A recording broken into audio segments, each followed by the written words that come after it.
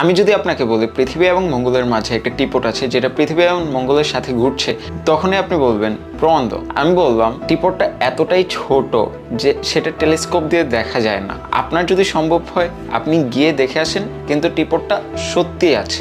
আপনি চাইলে আমাকে প্রমাণ করে দেখান যে সেটা নাই। সেটা যদি না থাকে, আপনি প্রমাণ করতে না পারেন, তাহলে তার মানে সেটা অবশ্যই আছে।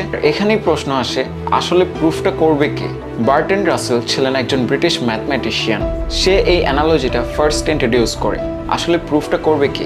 যে দাবি করতেছে নাকি যে অস্বীকার করতেছে? সো এখানে সব বিজ্ঞানীরা বসে সিদ্ধান্তে পৌঁছায় যে অ্যাকচুয়ালি যে দাবি করতেছে কোনো একটা যুক্তিকে বা কোনো একটা জিনিস আছে বা কোনো একটা জিনিস হচ্ছে, এবং যে ডিনাই করতেছে, আসলে যে ফার্স্টে দাবি করবে তার প্রুফ করতে হবে।